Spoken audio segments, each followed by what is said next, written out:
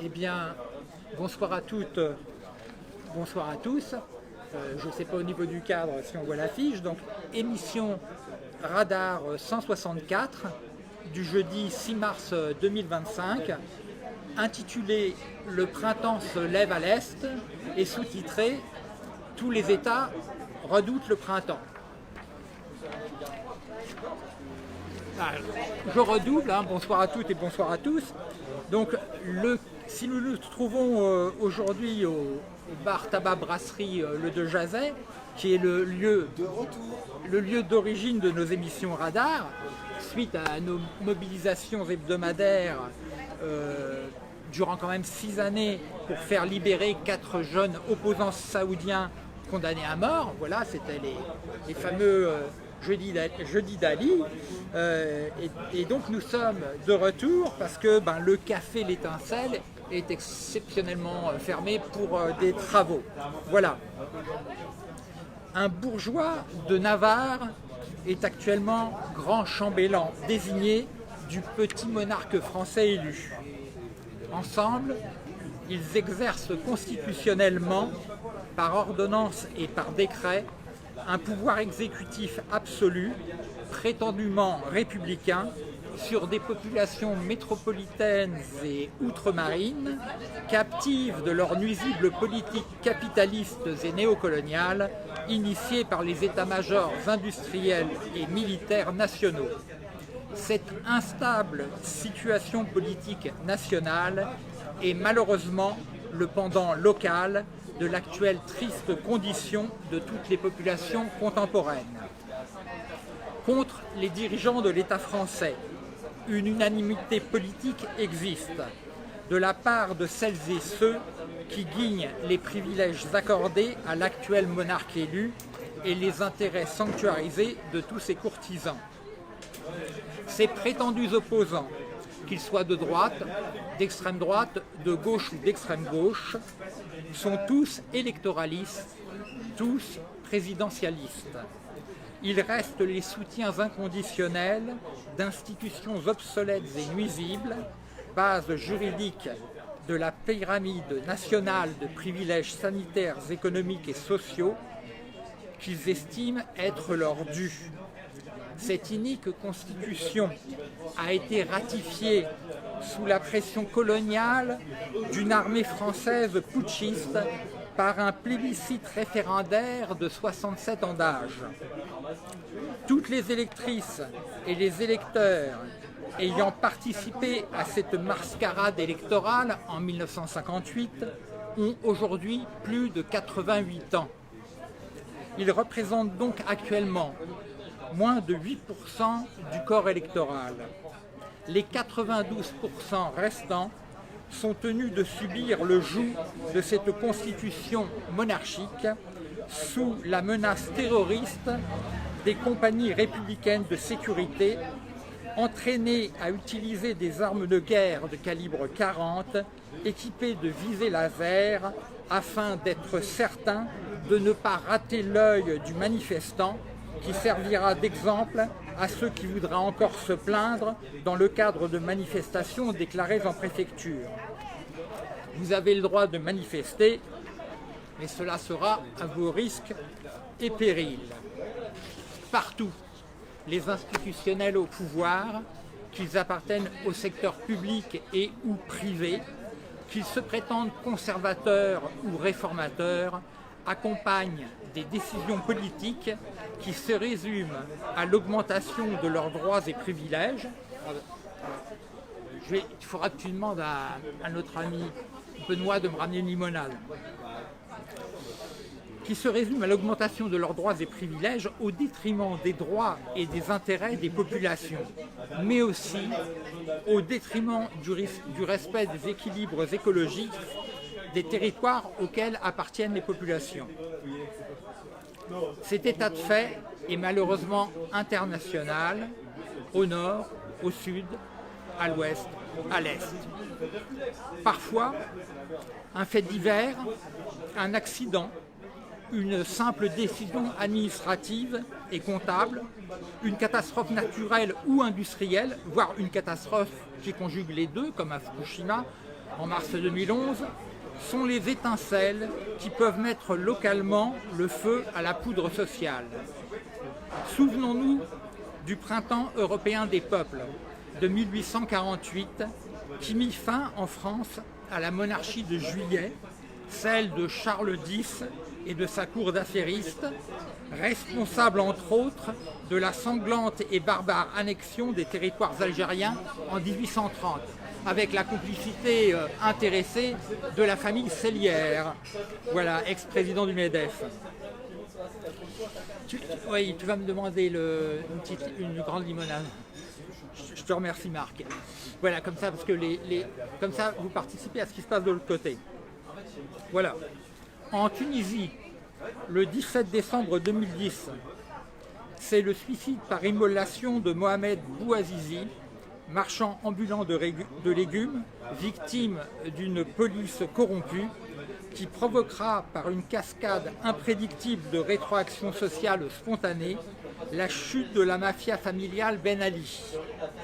Cette mafia tunisienne se réfugiera en Arabie Saoudite, échappant ainsi à toute action judiciaire de la part de ses innombrables victimes.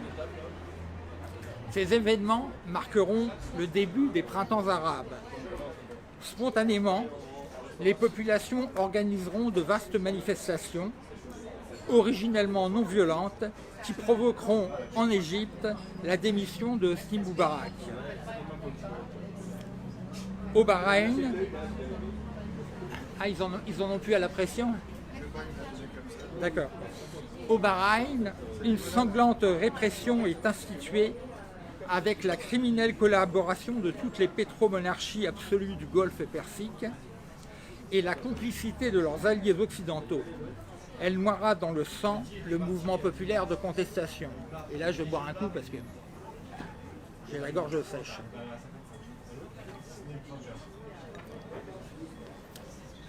Donc oui, le thème, c'est le printemps. Et bon, le printemps, on n'y est pas encore. Hein. Je crois que c'est le 21 mars. Les mouchepettes au printemps. Les mouchepettes au printemps, oui. Et ça, je ne le savais pas. Je connaissais le méroupette de Pierre Desproges, mais les mouchepettes, je ne connaissais pas. Alors, en Syrie, parce que parlons-en, la mafia de la famille El Assad, qui torturait à tout va depuis des décennies, bombarda et gaza et les populations syriennes, avec l'aide militaire du mafieux kleptocrate européen Vladimir Poutine. Il faudra attendre le 8 décembre 2024 pour que l'opposition syrienne, menée par l'organisation Hayat Tahrir el-Sham, mette fin à l'abominable guerre civile syrienne débutée en 2011, dans le cadre des printemps arabes. Bachar el-Assad trouvera refuge en Fédération de Russie, échappant ainsi à toutes les actions judiciaires de la part de ses innombrables victimes. Réseaux sociaux et médias alternatifs ont joué des rôles très importants dans l'organisation décentralisée de ces mouvements spontanés de contestation populaire. Malheureusement, ils ont aussi permis à certaines entreprises du secteur de vendre des renseignements aux services étatiques chargés de réprimer les populations rebelles. La société américaine Yahoo avait transmis au début du deuxième millénaire les adresses e-mail et IP, pour Internet Protocol, de plusieurs dissidents politiques chinois aux autorités du régime totalitaire de la République populaire de Chine. Ces opposants avaient été torturés et condamnés à de lourdes peines de prison pour incitation à la subversion du pouvoir de l'État. À l'époque, en 2007, interviewé par un média occidental, un des dirigeants de l'entreprise américaine Yahoo, pour tenter vainement de se dédouaner de toute responsabilité, avait déclaré « En fait, les compagnies américaines doivent faire face à un dilemme, se conformer à la loi chinoise ou partir. Les profits que représentait pour l'entreprise Yahoo le potentiel marché chinois était prioritaire sur les droits humains les plus élémentaires. C'est en cela que le capitalisme est la souche idéologique de tous les nationalismes et de tous les fascismes.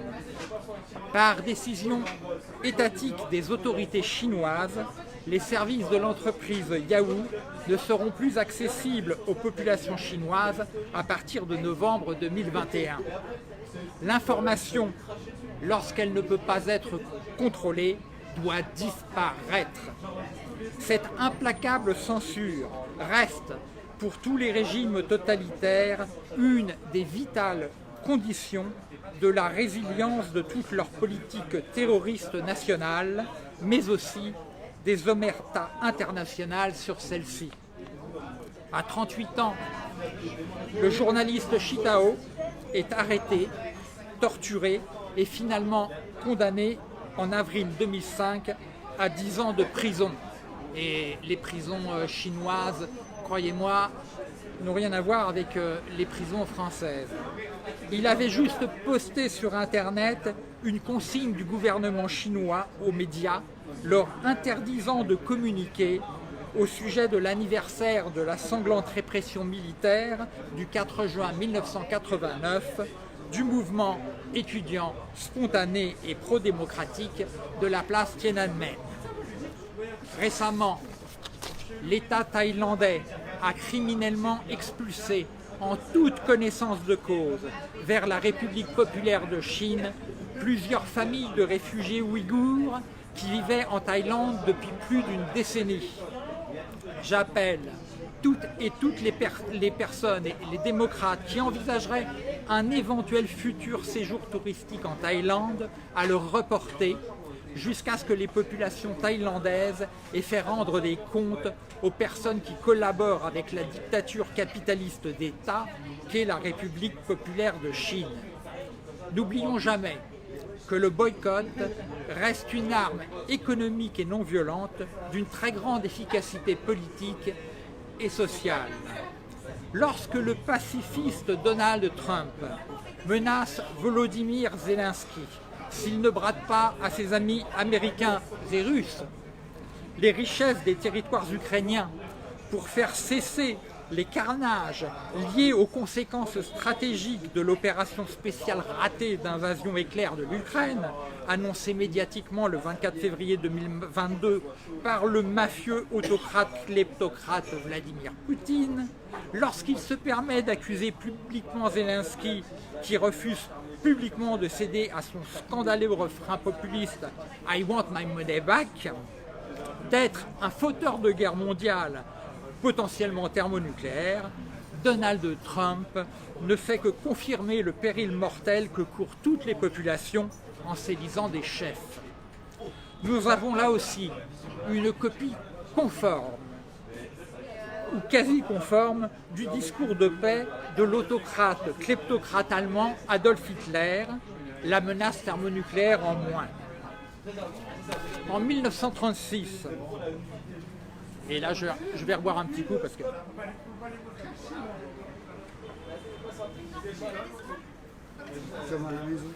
En 1936, dans le cadre d'une interview pour le journal Paris Soir, quotidien anticommuniste français qui souhaitait un rapprochement franco-allemand contre le communisme, voici le discours pacifiste que tenait Adolf Hitler.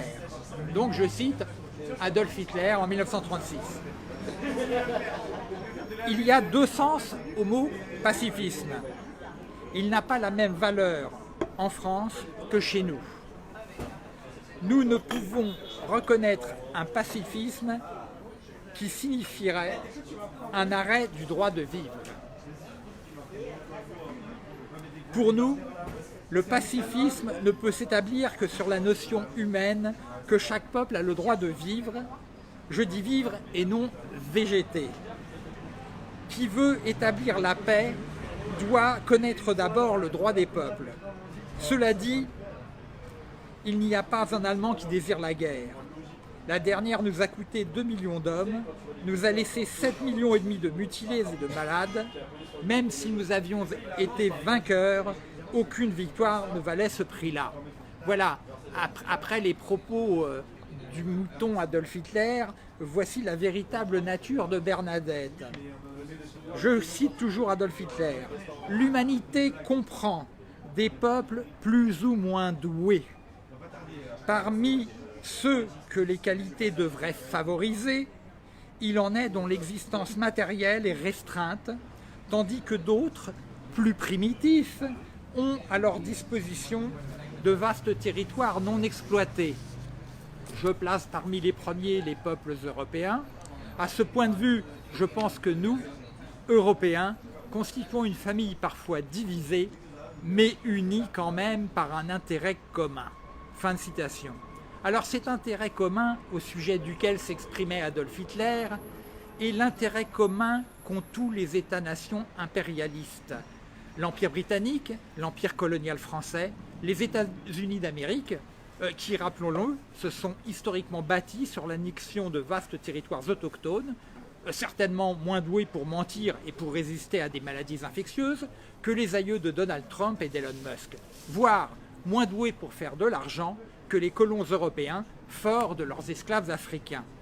Pour lui, de vastes territoires européens, dotés de terres riches, dont les sous-sols recèlent des gisements gaziers et d'hydrocarbures, sont sous-exploités. Ils sont le vaste espace vital dont a besoin la race aryenne. Car, comme chacun le sait à l'époque, le slave, bien que supérieur aux juifs, est moins doué que le germain, voire l'afrikaner, question efficacité gouvernementale. Printemps 1938, les pacifistes colonialistes européens signent les accords de Munich, dans lesquels ils cèdent une partie des territoires de la Tchécoslovaquie, avec les populations qui vivent dessus, à l'Allemagne nazie. Cette annexion négociée de la région des Sudètes devait être le prélude à la grande paix européenne promise par Adolf Hitler. Cette paix débutera par l'invasion de la Pologne en 1939. La Société des Nations hier, comme aujourd'hui l'ONU, laisse les États-nations menacer de mort des populations en exerçant impunément sur elles un ignoble chantage thermonucléaire de type mafieux. Offrir des territoires à un État-nation qui en envahit un autre ne sera jamais à proprement parler un gage de paix future, mais constituera l'assurance que l'actuelle suicidaire et lucrative course aux armements se poursuive, voire s'accélère. De quel droit céderions-nous un territoire européen auquel nous n'appartenons pas, un territoire qui subit depuis 1986 les mortifères conséquences durables d'une catastrophe nucléaire, un État qui a éthiquement renoncé par traité à ses abominables arsenaux thermonucléaires en échange de son indépendance, indépendance plébiscitée à 92,3% par sa population le 1er décembre 1991, qui est reconnaissant vis-à-vis des populations européennes qui résistent depuis plus de 3 années aux assauts guerriers de l'armée d'invasion de la Fédération de Russie, qui pense que ces populations sont en devoir de brader à des multimilliardaires américains les gisements de fer, de lithium, de titane ou encore de graphite que recèlent les sols des territoires auxquels elles appartiennent, pour espérer obtenir une aide vitale de la part des États-Unis d'Amérique contre une invasion décidée par un milliardaire russe.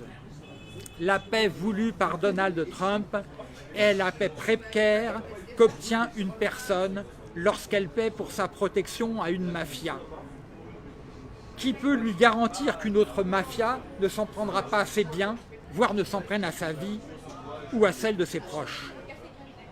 Par solidarité avec les populations ukrainiennes, palestiniennes, américaines, israéliennes, russes, françaises et belges, nous devons exiger les saisies de la totalité des avoirs de tous les oligarques russes, où qu'ils se trouvent.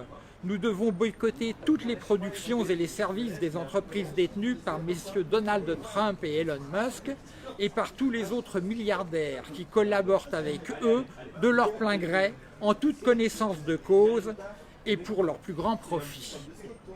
Comment oublier, dans le cadre des printemps arabes, l'affaire juteuse qu'a été la chute du dictateur Mouammar Kadhafi et son abominable assassinat filmé qui permettra opportunément que celui-ci reste définitivement muet sur le fait que les États-Unis d'Amérique, le Royaume britannique et l'État français ont collaboré pour mettre militairement la main sur les réserves d'or de la Libye. Plus de 10 milliards des 16 milliards d'euros appartenant à la Libye et gelés par l'ONU en Belgique après la guerre menée en 2011 contre le régime de Kadhafi auraient disparu entre 2013 et 2016 des banques qui les abritaient. Depuis, les populations libyennes survivent dans le chaos laissé derrière eux par les frappes occidentales à l'uranium appauvri. À ce sujet, voici ce que les autorités gouvernementales canadiennes publient actuellement au sujet de la situation sociale présente de la Libye libérée. Éviter tout voyage en Libye en raison de la situation sécuritaire volatile dans l'ensemble du pays, d'affrontements sans préavis entre groupes armés rivaux, de l'instabilité politique, du risque élevé d'attentats terroristes, du risque élevé d'arrestations arbitraires et du taux de criminalité élevé. Fin de citation. Voilà un bel exemple de ce que représente la paix pour tous les États-nations. Des hommes politiques ont déjà pris le pli du collaborationnisme. Un ancien Premier ministre français, turiféraire de la République populaire de Chine, se fait le relais francophone complaisant de la propagande chinoise. Il en sera récompensé en recevant la médaille de l'amitié des mains du président chinois Xi Jinping en septembre 2019. Ce hochet chinois récompense les étrangers ayant fortement contribué à la modernisation socialiste de la Chine, à la promotion des échanges et de la coopération entre la Chine et les pays étrangers, ainsi, et ça je vous le dis, c'est vraiment dans le texte, ainsi qu'à la préservation de la paix dans le monde. Le premier étranger à recevoir cette distinction en 2018 fut l'homme de paix russe Vladimir Vladimirovitch Poutine. Pensez-vous que Donald Trump recevra le prix explosif Nobel de la paix en 2026? Henry Ford s'était vu décerner. Je vais en boire un petit coup parce que là j'ai la gorge sèche. Salut Fabrice et merci d'être venu. Tout à l'heure, quand on passera une petite vidéo, il faudra juste que tu mettes le truc vers le micro. Je passerai une petite vidéo et donc pour bien avoir le son, tu prendras ça et tu le mettras comme ça. Pas juste dessus, mais là. Voilà.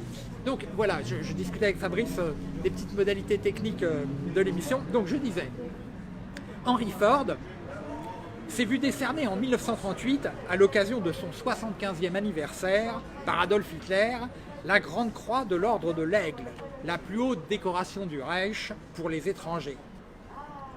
La sainte croissance du produit intérieur brut reste encore aujourd'hui le credo d'un culte que partagent tous les États-nations.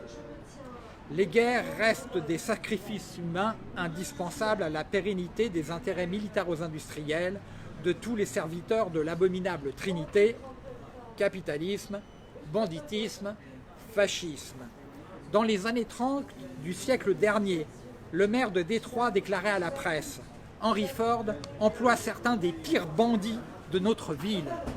En effet, l'industriel antisémite de Détroit employait 3500 gangsters pour dissuader toute forme de syndicalisme au sein de ses usines. Ce règne de terreur lui permettait d'imposer des cadences infernales sur ses chaînes de montage. Une plainte ouvrière pouvait coûter un passage à tabac. Le 26 juin 1940, Henry Ford participe au Waldorf Astoria de New York à un dîner de gala qui célèbre la victoire de l'Allemagne nazie sur la France. Voilà pourquoi ces personnes qui prétendent aujourd'hui servir un État, ces militaires qui croient servir une patrie, ces industriels qui décident qui fabriquera quoi et comment, sont tous prêts à vous faire payer de vos vies l'air que vous respirez. Voilà pourquoi ils redoutent le printemps et sa naturelle gratuité subversive.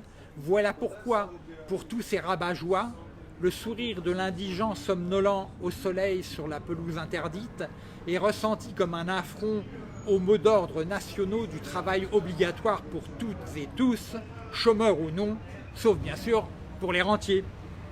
Ils ne tolèrent de l'art que ce qui vaut dollar, et les seuls livres qu'ils n'ont jamais voués à un autodafé sont les livres sterling, qui valent au cours du jour 1,20 €. Voilà, et c'est là où je vais vous passer un merveilleux film du grand poète et cinéaste Jacques Prévert. Voilà, donc si tu veux parler un petit peu le temps que je fouille, parce que moi je suis obligé de fouiller dans mon portable pour aller jusqu'au dossier. Eh bien moi je suis tout à fait d'accord. Et je suis d'accord aussi avec le président Macron. La paix, c'est la guerre. Et j'ai rien d'autre à dire. Les maisons closes, c'est une petite lueur qui luit, quelque chose de faiblard, de discret, une petite lanterne, un quinquet. Mais sur Paris endormi, une grande lueur s'étale, une grande lueur grimpe sur la tour. Une lumière toute crue, c'est la lanterne du bordel capitaliste, avec le nom du taulier qui brille dans la nuit. Citroën, Citroën, c'est le nom d'un petit homme avec des chiffres dans la tête, un petit homme avec un drôle de regard derrière son lorgnon, un petit homme qui ne connaît qu'une seule chanson, toujours la même, bénéfice net, une chanson avec des chiffres qui tournent en rond, 300 voitures, 600 voitures par jour, trottinettes, caravanes, expéditions, autochnies, camions, bénéfice net, millions, millions, millions, millions, Citroën, Citroën. Même en rêve, on entend son nom. 500, 600, 700 voitures, 800 camions, 800 tanks par jour, 200 carbillards par jour, 200 corbillards. Et que ça roule. Il sourit, il continue sa chanson. Il n'entend pas la voix des hommes qui fabriquent. Il n'entend pas la voix des ouvriers. Il s'en fout, les ouvriers. Un ouvrier, c'est comme un vieux pneu. Quand il y en a un qui crève, on n'entend même pas crever. Citroën n'écoute pas. Citroën n'entend pas. Il est dur de la feuille pour ce qui est des ouvriers. Pourtant, au casino, il entend bien la voix du croupier. 1 million, monsieur Citroën, 1 million. S'il gagne, c'est tant mieux. C'est gagné. Mais s'il perd, c'est pas lui qui perd. C'est ses ouvriers.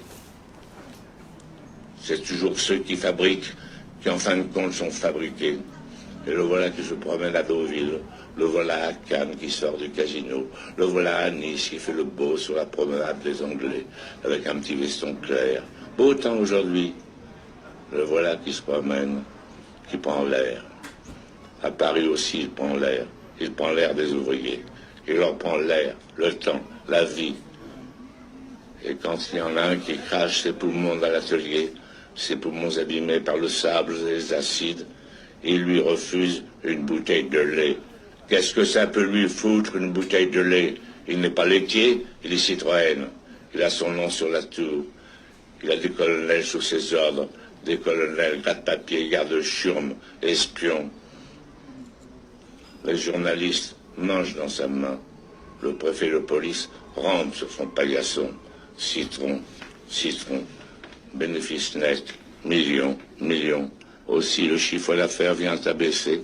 Pour que malgré tout les bénéfices ne diminuent pas, il suffit d'augmenter la cadence et de baisser les salaires. Baisser les salaires. Mais ceux qu'on a trop longtemps tondus en caniche, cela garde encore une mâchoire de loup pour mordre, pour se défendre, pour attaquer, faire la grève. La grève. La grève. Vive la grève.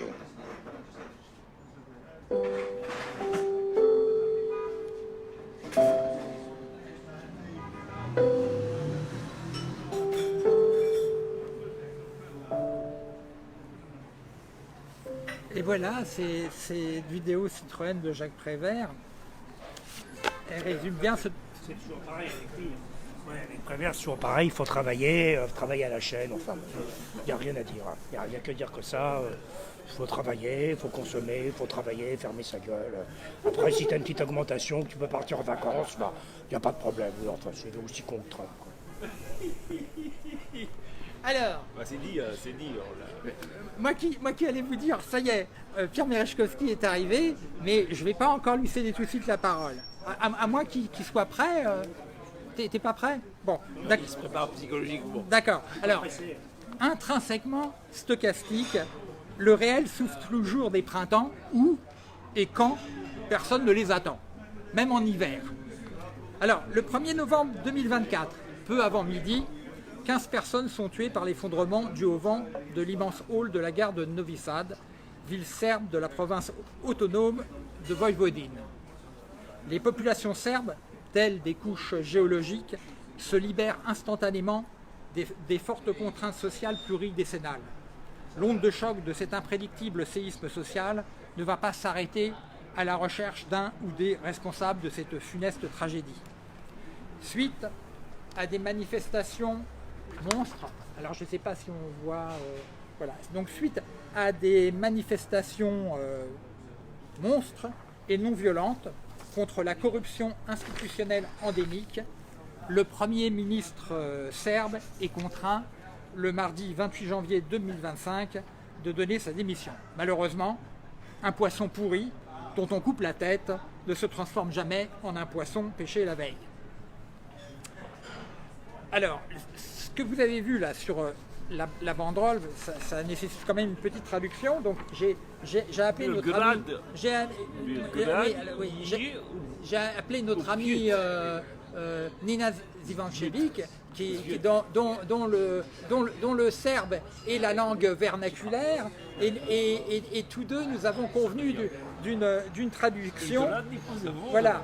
Et en français, ça serait plutôt genre slogan Belgrade renaît, mais renaître dans le sens de revenir au monde. C'est-à-dire c'est un retour au véritable esprit serbe, et non pas celui qui avait été institué par Milosevic, qui consistait à dresser les populations les unes contre les autres au sein de la Serbie, mais c'est une renaissance par l'unité. Voilà. Et donc là, je peux laisser la parole à...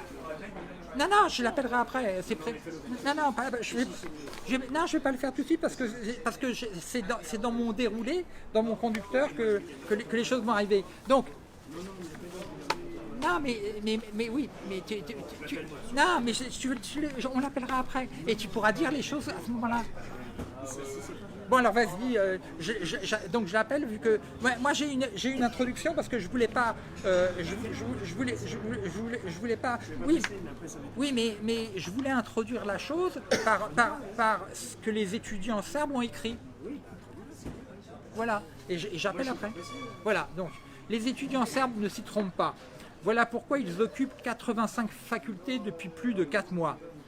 Ils entraînent la Serbie tout entière vers un printemps précoce, style mai 68, du bon côté du rideau de fer, car de l'autre côté, les chenilles russes du printemps de Prague n'ont laissé aucun pacifique imago de lépidoptère. Alors, les étudiants serbes ont récemment publié la déclaration suivante, dont je vais vous lire la traduction automatique. 1. Sur la liberté. La Serbie est une terre de peuple libre. La liberté n'est pas de la miséricorde, mais un droit fondamental, inséparable de la dignité de tout citoyen. La liberté est le fondement de notre société démocratique, nos lois, nos paroles et nos pensées. 2. À propos du pays, l'État est le bien commun de tous ses citoyens. Les institutions serbes doivent servir le peuple et être la base de la confiance et non un instrument du pouvoir individuel. Nous plaidons pour un pays où le droit représente l'autorité suprême et où la fonction politique signifie service aux citoyens, pas privilège. 3. Sur la vérité. La justice est la base d'une société stable. La justice indépendante, les médias libres et les institutions doivent agir conformément à la loi et non sous la pression politique. L'égalité des droits doit être une réalité pour tout citoyen serbe. 4. À propos de vous, les jeunes ont montré qu'ils ne sont pas seulement les successeurs de la Serbie, mais aussi ses défenseurs constitutionnels. Les étudiants, en tant que porteurs de cette lutte, préservent les valeurs sur lesquelles notre société devrait reposer. La jeunesse serbe cherche un système basé sur l'effort et la connaissance. Tu vois, ils sont un peu comme Prévert. Hein. Alors, 5. Sur la dignité. Nous plaidons pour une société dans laquelle la dignité de chaque individu est respectée. La dignité implique que nul ne doit être mis en position d'humiliation, hein, ce qu'a fait Trump à Volodymyr Zelensky, à cause de ses attitudes et opinions. Nous plaidons pour une Serbie où les experts ne sont pas sous-estimés et où la connaissance est plus valorisée que l'obéissance, où les jeunes voient de l'espoir dans leur pays. 6. À propos des connaissances. La connaissance est la base du progrès social de toute société. Nous, on dirait l'éducation. Nous recherchons une Serbie qui investit dans la science, la recherche, l'éducation et la culture comme priorité pour son développement. Les universités doivent être des centres d'excellence indépendants et non des lieux de vente de diplômes et d'influence politique. Je bois un petit coup. Comme à la maison. Oui. Alors, sur la solidarité. Les routes de nos villes, de Nice à Novi Sad, de Belgrade à Kragujevac, je ne sais pas si je prononce bien, témoignent de la force de l'unité nationale. Cette solidarité jusqu'à présent inconnue des systèmes basés sur la discorde devient notre alliance et notre force que nous défendrons et chérirons. En convertissant les voix individuelles en une force de changement, nous avons prouvé que la Serbie n'est pas un groupe d'intérêts divisés, mais une communauté de citoyens qui partagent une vision pour l'avenir.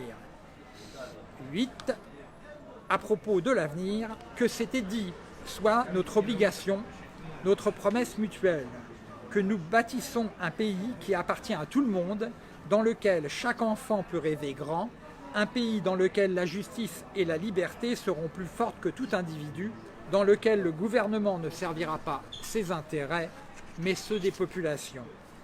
Voilà, fin de citation. Au sujet des espoirs et des craintes actuelles des populations de Serbie, je vais téléphoniquement demander à notre amie, la poétesse serbe Nina Zivančević, qui avait accueilli chez elle, le jeudi 5 janvier 2023, notre émission Radar 138 intitulée Salt War et sous-titrée Nouvelle mobilité égale nouvelle morbidité, émission qui avait comme invité téléphonique Nenad Komrad Glišić, afin qu'il puisse, depuis la Serbie, nous informer au sujet de la forte mobilisation populaire contre le destructeur projet de mine de lithium de la transnationale anglo-australienne Rio Tinto en Serbie, projet minier actuellement relancé dans le contexte du chantage américain qui pèse sur les ressources naturelles de l'Ukraine et de la propagande de la chaîne RT Balkan, malheureusement légalement diffusée en Serbie.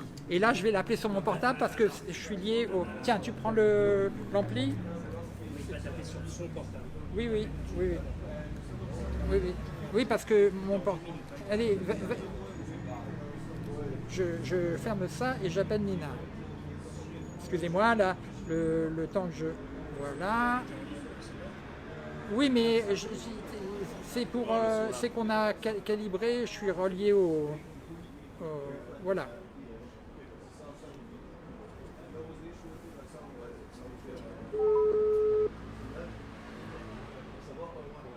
Allô? Allô Nina, ça y est, tu es en direct.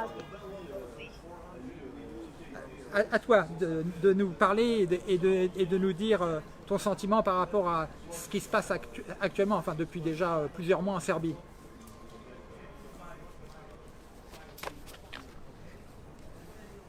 Je suis ravie. Alors, excuse-moi Nina, vas-y, reprends parce que... Non, je dis je suis ravie. Ça passe pas? Alors attends Nina, il y a un problème. Tu l'as éteint peut-être en appuyant, il est allumé? C'est le téléphone normal, ordinaire, non? Vérifie la connexion Bluetooth. Alors attends, je vais te rappeler. Voilà, ça. Les appareils en ligne. Non, c'est pas. Non. Ça marche pas. Non, ça, écoute, hop. S'il vous plaît. Voilà, il est activé. Samsung Level Box. Connexion. Visiblement la connexion était perdue, je sais pas pourquoi. Connexion. Il est allumé parce que moi, il est connexion, il cherche. Hein. Une connerie ou deux alors. Ah non, Oui, il est. en attendant, bon, évidemment, Zelensky s'est pris une grosse claque. Hein. Bon, ça, personne ne le conteste, mais en attendant. Depuis des années, les écolos n'arrêtent pas de piailler contre la mondialisation. Or, je suis désolé, mais l'ami Trump, là, qu'est-ce que c'est la mondialisation d'abord? C'est quand même la suppression des droits de douane. Hein. Alors du coup, on a des tas de marchandises qui transitent sur les mers, dans des tankers, enfin dans des porte-conteneurs gigantesques. Et là, eh bien, l'ami Trump, en une semaine, il a, certes, je vous l'accorde, il n'a pas mis fin à la guerre. C'est vrai. Mais ça va se faire prochainement. Mais en attendant, il a quand même mis 25% dans la gueule de la mondialisation. Et ça, je suis désolé, mais... Oui, quel intérêt? Il est allumé. Enfin, pour les pauvres. Pierre me dit quel intérêt Non, pour mais les je parle, pauvres, je parle mais pas c'est pour un les bon- pauvres. Hein, je parle c'est pour les un- pauvres. c'est un bon débat. Oui, je parle pour les pauvres. Hein. Je parle pas pour les bobos branchés. C'est pas toi que je vise. Hein. Qui vont payer plus cher pour aller en avion, je sais pas où. Mais pour les pauvres, je pense que c'est une mauvaise idée de mettre les droits de douane. Je maintiens. Mais attends. Tu lui dis que je le rappelle là tout de suite. Non, mais attends. C'était la connerie de la soirée que j'ai dit, hein, mais c'est intéressant ça, parce que ça lance le débat. Ça lance le débat. Non, s'il te plaît, Blair. Allez. Non, je vais le tenir. Je vais le tenir. Allô, Radio Radar? Voilà. Oui. Bah, je suis. Parle fort, Nina. Pardon? Parle fort. Je dis, je suis ravie à partager des bonnes nouvelles avec Radio Radar, qui était le premier à soutenir les protestations, les manifs et les manifestants de la Serbie. Ça fait 1 an ou 2 ans et c'était magnifique quand ils ont déjà protesté contre Rio Tinto.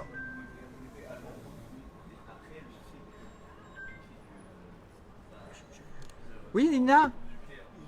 Oui, tu m'attends? Oui, on t'entend, mais tu t'es arrêté là. J'ai pas bien. Je me suis arrêtée, oui. Je ne savais pas qu'est-ce que tu voulais.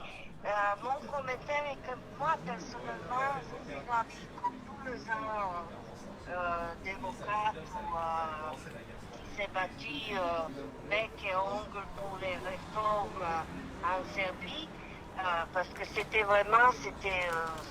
c'est un pays où il y a une dictature comme Bolsonaro ou Pinochet, je n'exagère pas, parce que moi, personnellement, j'avais un infarctus qui était servi à moi comme un piège ou un cadeau quand ils m'ont demandé, le gouvernement, à faire quelque chose dans le centre culturel serbe.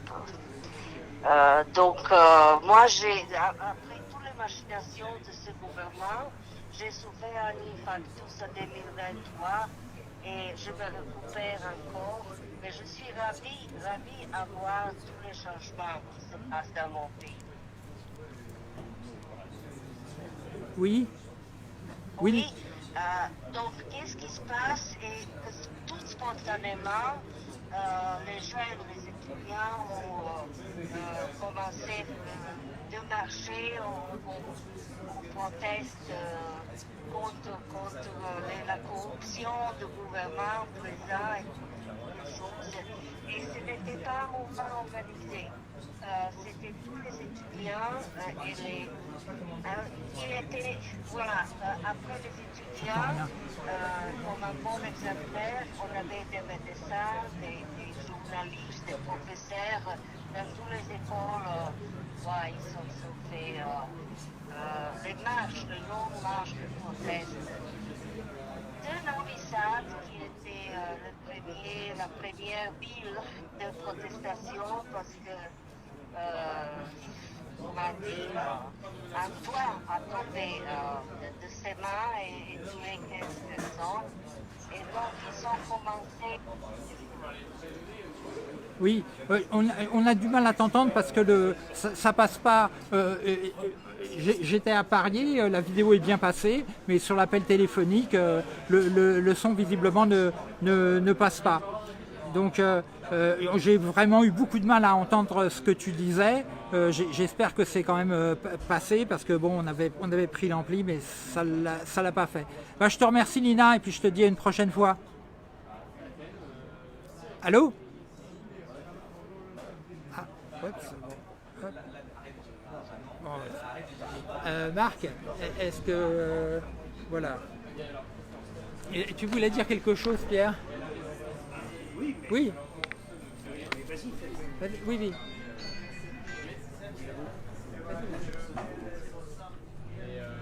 Oui.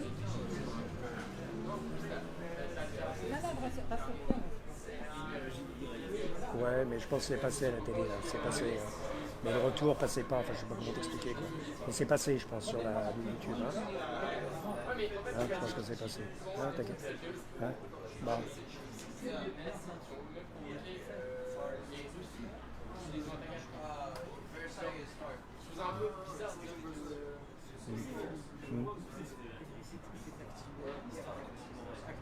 Si, mais c'est passé.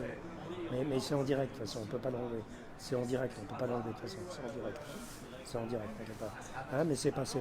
C'est le retour qui passait pas, entre guillemets. Hein. Bon. Hein, mais c'est passé. Bon, à demain, hein, bisous. Non, mais fais ce que tu as à faire, hein, Roger. Mais là, je sais que c'est un peu le bazar, mais c'est comme ça. Il y en a un qui est parti. Il y en a un qui est parti. Il y a... Ouais, oui.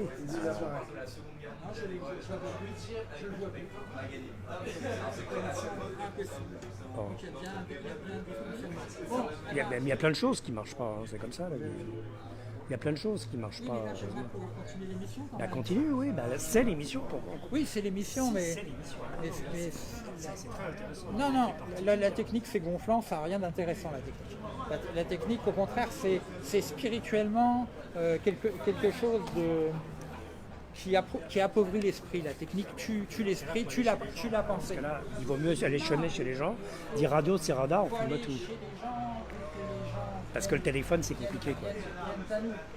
Ah oui, mais ça, c'est une bonne question. Mais comment on fait pour que les gens viennent à nous? C'est vrai que c'est une question fondamentale. Je sais pas la réponse. Moi, je pensais qu'en faisant faire des pom-pom girls et qu'il y a un buffet gratuit, ils viendraient. Après, des gens de gauche m'ont dit que c'était crétin parce qu'ils étaient de gauche et que ça n'avait pas le but, c'était pas de faire des pom-pom girls et des buffets gratuits.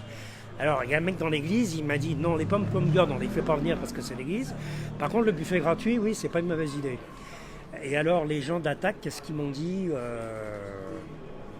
En fait, ils n'ont pas commenté. Et le RPR, ils m'ont demandé de sortir, pas de l'époque. Hein. Ils m'ont dit que c'était pas drôle, ils m'ont dit de sortir. Non, mais vraiment, c'est assez fier de moi. Ça nous fait pas rire, veuillez sortir. Bon, c'est ce que j'ai fait. Voilà, c'est pour donner un petit tour de table. Comment on fait pour que les gens viennent à nous? Oui, c'est une question. Mais est-ce qu'il faut qu'ils viennent à nous, d'ailleurs? Moi, je trouve pas. Hein. Moi, j'ai pas envie que les gens viennent à moi. Après, le téléphone n'arrête pas de sonner, on me dit je vais être là, je vais pas être là, c'est tout un bordel, j'ai plein de trucs à gérer. Il y a l'autre zigomar, là, il dit qu'il était à Prague, là, au moment où les chars sont rentrés, c'est sûrement vrai. Mais qu'est-ce qu'il faisait à Prague?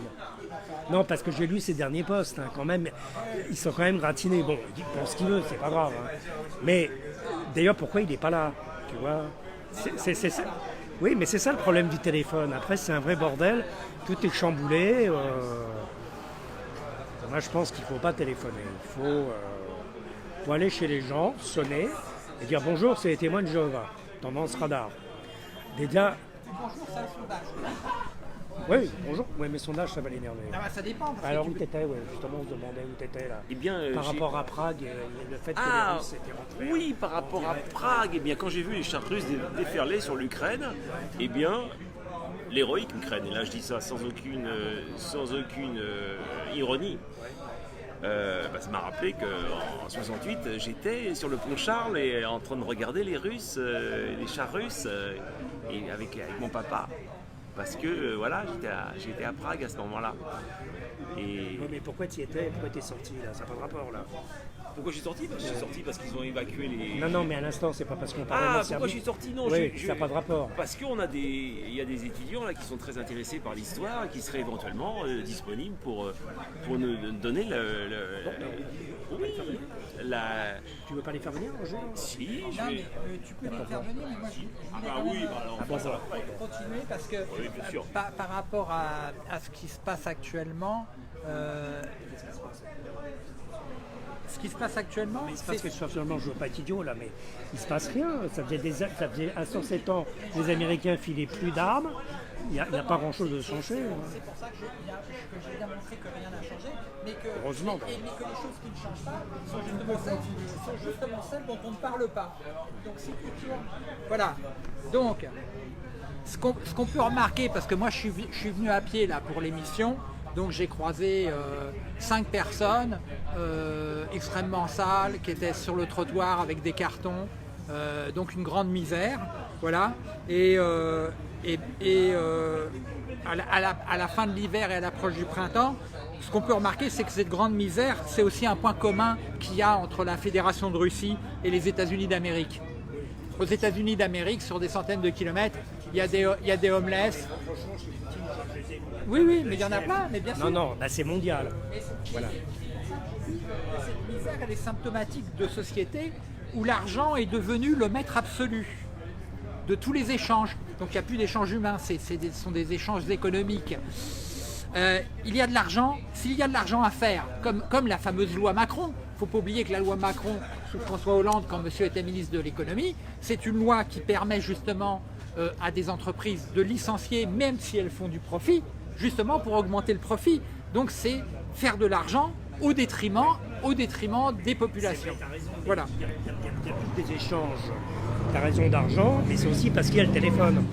C'est-à-dire, si des gens se voyaient plus souvent, pas par le téléphone, mais en vrai, peut-être, alors évidemment, on peut parler d'argent au café, qui va payer l'addition, tu l'as pas payé, tout le bordel, mais justement, si on en parle, on en parle. Ça devient vivant. Pourquoi tu n'as pas payé ton coup?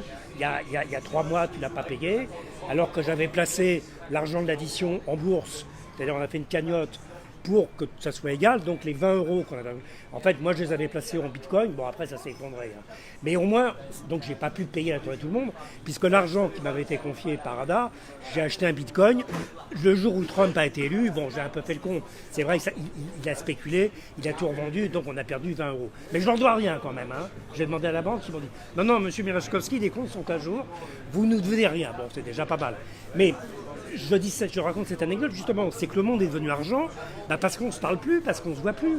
C'est pour ça que c'est une grave erreur stratégique. Les crypto-trotskistes aiment la crypto-monnaie. Non, les trotskistes... Excellent. Non, alors là, excuse-moi, là je peux donner une info. Je ne dirai pas dans quel groupe. Hier, je suis allé dans un groupe, je ne vais pas dire lequel parce que j'ai mes raisons. C'était au café, donc c'était assez touchant. Alors c'est vrai que c'est un peu de gens de mon âge, et je peux témoigner ce que je savais. C'est un groupe qui n'est pas trotskiste, et il n'y avait que... Merde, on va dire pas une tribu. Que des trotskistes. Enfin, ou des anciens. Voilà. Donc je reconnais que les trotskistes ont moins cette vertu de vouloir parler. D'ailleurs, ils l'ont dit, non, on aime bien parler. Il y en a un qui a dit, quand c'est qu'on parle politique, parce qu'il parlait que de mode de fonctionnement. Parler politique, c'est un pléonasme. Parler, c'est Non, mais il parlait, c'était pas très drôle dont il parlait, c'est vrai. Mais au moins, on s'est vu en vrai, tu vois, c'était touchant. Alors, c'est vrai que je suis dans une boucle de ce parti, et j'ai conclu ce que tu m'avais dit l'autre jour, que j'ai intérêt dans la boucle à la boucler. Parce que ça, ils m'ont viré de la boucle. Alors si je parle, la boucle, je suis bouclé. Bon, donc je la boucle dans la boucle, mais ça illustre bien ce que je te dis. Mais par contre, au café, ils s'en foutent. Oui, j'étais content. Bon, j'ai pas parlé tout le temps, hein. Mais je voyais bien un petit regard. C'est marrant, tu connaissais Krivine, je sais pourquoi. Enfin, un truc d'ancien combattu, qui était assez touchant. On a parlé du POI, du fait que Mélenchon devait 3 milliards au Faubourg Saint-Antoine. Mais oui, parce qu'il n'a pas payé sa quote-part de propriétaire, tout un bordel. Non, mais tout un bordel. Un bordel, mais hallucinant. On ne sait plus à qui... Voilà. Alors, moi je le dis franchement, s'il y a de l'argent à faire, aucune barrière sanitaire et sociale ne doit empêcher l'action de l'entrepreneur investisseur, qu'il soit public ou privé. Hein. Nous avons à ce sujet un exemple assez terrifiant, celui du commerce de l'amiante. Alors, pour tous les milliardaires kleptocrates, que ceux-ci soient américains, russes, indiens ou chinois, ce criminel commerce est licite. En République populaire de Chine, un produit qui contient moins de 5% d'amiante est considéré comme non amianté. La Fédération de Russie est le premier producteur mondial d'amiante. La ville minière russe d'Azbest, qui possède un immense gisement d'amiante chrysolite, est aussi la ville qui compte le plus de décès par mésothéliome au monde. Ce qui n'est rien d'étonnant, vu que le mésothéliome est un cancer de la plèvre qui a l'avantage par rapport au cancer radio-induit d'être spécifique à l'amiante. Donc quand tu as un mésothéliome, c'est que tu étais en contact avec des fibres d'amiante et pas avec autre chose. C'est pas parce que tu as trop fumé. Voilà. Donc, d'autres États-nations que la Russie continuent d'utiliser très largement les mortelles fibres d'amiante. Ce sont la Thaïlande, la Chine, l'Inde, l'Indonésie, le Vietnam et l'Iran. Lors du premier mandat du président Donald Trump, oui, peut-être, oui, ils font pas partie de l'Union européenne alors. Ah ben alors ils ne l'utilisent plus parce que l'Union européenne est... Je crois qu'ils ont une dérogation. Non mais sérieusement, je crois qu'ils ont une dérogation spéciale. Le Groenland, même qui a une dérogation minière, n'a pas de dérogation par rapport à l'amiante. Alors, lors du premier mandat du président Donald Trump, le 1er juin 2018, l'Agence de protection de l'environnement américaine, EPA, a décidé d'alléger le cadre réglementant l'usage de l'amiante aux USA. Le principal producteur russe d'amiante avait apposé à cette occasion sur ses palettes destinées à l'exportation, un visuel rouge représentant Donald Trump, entouré de ces mots russes que je peux traduire par « approuvé par Donald Trump, 45e président des États-Unis ». Voilà, et ça, ce n'est pas une fake news, c'est la réalité. Et aujourd'hui, l'amiante donc le lobby chimique américain qui utilisait de manière dérogatoire l'amiante dans le cadre de production de chlore pour fabriquer du polychlorovinyle, donc le fameux PVC, aujourd'hui maintenant ça va être à nouveau une libération pour tous les magnats de la pétrochimie et de la chimie que d'avoir à nouveau accès à l'amiante. Voilà. Emmanuel Macron, alias Emmanuel Léborgneur, aka le Petit Cron, a beau jeu de donner des leçons de démocratie à Donald Trump. Car sur les territoires auxquels nous appartenons, lui et son clan d'affairistes s'accrochent comme des morpions au pouvoir exécutif, abusant à loisir de l'inique bouclier légaliste d'une constitution qui, si elle était américaine, aurait permis à Donald de servir sans entrave les intérêts de la branche russe de la famille Picsou, par ordonnance et par décret. Heureusement, aux USA, les contre-pouvoirs fédéraux, sénatoriaux et juridiques n'ont strictement rien à voir avec l'impuissance constitutionnelle de la représentation nationale française. Une enquête récente du Washington Post révèle que le montant des crédits d'impôt et autres subventions accordés par l'État américain ces 20 dernières années aux sociétés privées de M. Elon Musk est équivalent à 38 milliards de dollars. Les 2/3 de cette somme ont été perçues ces 5 dernières années. Donc elles ne sont pas particulièrement octroyées par Donald Trump, mais bien par l'administration américaine. Il travaille notamment pour le département de la Défense et pour la NASA, la National Space Agency. Voilà.